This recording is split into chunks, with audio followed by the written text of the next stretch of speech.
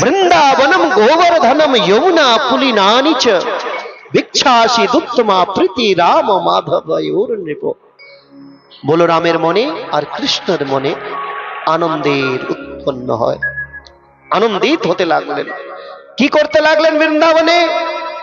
ক্বচিৎ বাদয়তু বেণুম, ক্বচিৎ বাদয়তু বেণুম ক্ষেপণে ক্ষিপতঃ ক্বচিৎ, ক্বচিৎ পাदै কিঙ্কিণীভিঃ, ক্বচিৎ কৃত্রিম গোবেশ বৃষৈ। কখনো বেণু বাজাচ্ছেন, মুরলি বাজাচ্ছেন, কখনো লুকোচুরির ক্ষেপণেই ক্ষিপতঃ ক্বচিৎ, লুকোচুরির খেল খেলছেন। কিছু সখা লুকিয়ে যাচ্ছে, আবার কিছু সখা খুঁজছে। কৃষ্ণ নাম, কৃষ্ণ বলরাম লুকোচুরি, লুকোচুরির খেল খেলছে। ক্ষেপণেই ক্ষিপতঃ ক্বচিৎ। কখনো ওই যে চরণে নুপুর পরিয়ে দিয়েছে না মা যশোদা, ওই নুপুর গুলাকে বাজাবে ছুম ছুম ছুম ছুম, পা গুলোকে মাটিতে প্রহার করে ছুম ছুম করে বাজাবে।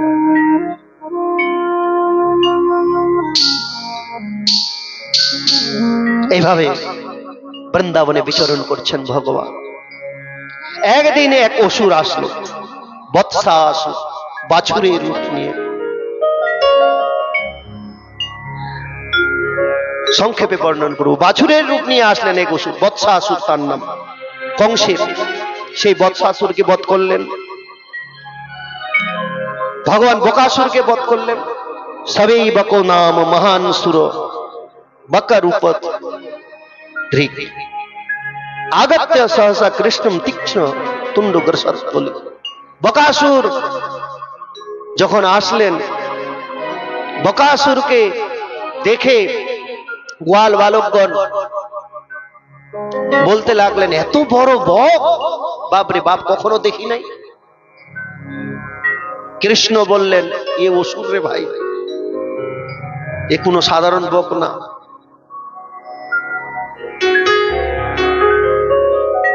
এইবার কৃষ্ণকে দেখে বকাসুর, যে বকাসুরের যে চোচ মানে ঠোঁট, হিন্দিতে চোচ বলে, বাংলাতে কি বলে চোচকে?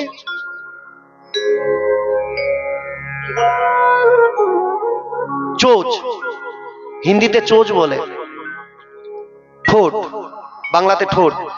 এই ঠোঁট খুললেন, এত বড় বড় ঠোঁট,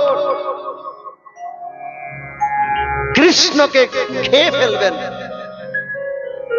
কৃষ্ণের উপরে আক্রমণ করলেন। কৃষ্ণ কি করলেন? বকাসুরের ঠোঁট ধরলেন, এক হাতে উপরের ঠোঁট আর পা দিয়ে নিচের ঠোঁট ধরে বকাসুরকে ছিঁড়ে ফেললেন, ছিঁড়ে দু টুকরো করে ফেললেন। বড় ভক্তবৎসল ভগবান কি জয়। বকাসুরকে বধ করলেন।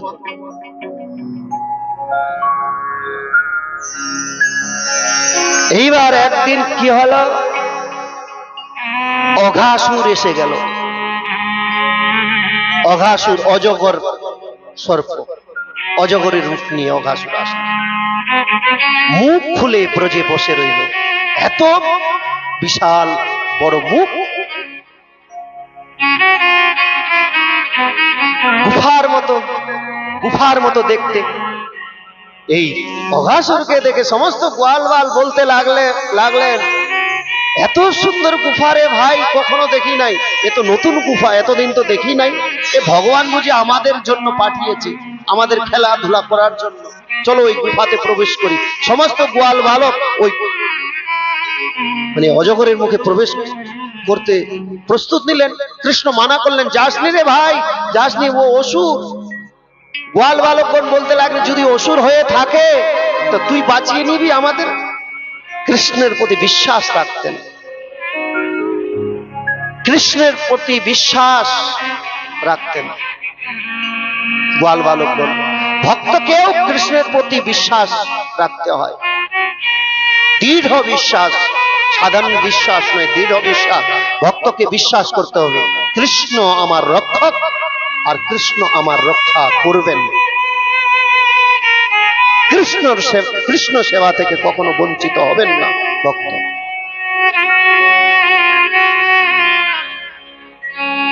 গোয়াল বালকগণ বলতে লাগলেন, যদি সে যদি আমাদেরকে মেরে ফেলে তুই বাঁচাবি। এবার গোয়াল বালকগণ ধীরে ধীরে সেই অঘাসুরের মুখে প্রবেশ করলো। যখন প্রবেশ করলো এইবার দেখছে যে সেখানে গন্ধ, মানে গন্ধ আসছে, সেই ভয়ঙ্কর গন্ধ অঘাসুরের মুখে ভিতর থেকে। বলে এত গন্ধ কোথা থেকে আসছে রে ভাই? তখন কিছু গোয়াল বালক বলতে লাগলেন, কি হয়তো এই গুফায় কোনো ঋষিমুনি তপস্যা করতে করতে মরে গেছে, ওই তাদের পচা শরীরের গন্ধ আসছে। বলে চলো ভিতরে চলো। তারা ভিতরে যেতে লাগলো, ভিতরে প্রবেশ করলো, কিন্তু অঘাসুর মুখ বন্ধ করছে না। কেন মুখ বন্ধ করছে না? কৃষ্ণ যতক্ষণ পর্যন্ত প্রবেশ না করে মুখ বন্ধ করছে না। এইবার কৃষ্ণ দেখলেন আমার সখাগণ, আমার প্রাণ থেকে যে প্রিয় সখা, তারা প্রবেশ করলো, আমাকে যেতেই হবে তাদের রক্ষার্থে। কৃষ্ণ এবার প্রবেশ করলেন। কৃষ্ণ যখন প্রবেশ করলেন অঘাসুরের মুখে, অঘাসুর অজগর মুখ বন্ধ করে নিল। বন্ধ করলো, বন্ধ যেমনি যেমনি বন্ধ করলো, ভগবান কি করলেন? নিজের শরীরকে বাড়াতে লাগলেন, বাড়াতে লাগলেন, এত বড় করলেন এবং আগুনের মতো লাল করলেন। অঘাসুর মানে কৃষ্ণকে বের করতে চাচ্ছে, বের করতে পারছে না। এইবার অঘাসুরের যে পেট ফেটে গেল, ফেটে গিয়ে ভগবান গোয়াল বালকদের নিয়ে বেরিয়ে আসলেন। গোয়াল বালকরা তো সেখানে মৃত্যুকে প্রাপ্ত হয়ে গেছিল, তাদের মৃত্যু হয়ে গেছিল, কিন্তু ভগবান অমৃত দৃষ্টির দ্বারায় তাদেরকে জীবিত করলেন। বলে ভক্তবৎসল ভগবান কি জয় হো। ভগবান তাদেরকে জীবিত করলেন অমৃত দৃষ্টির দ্বারায়।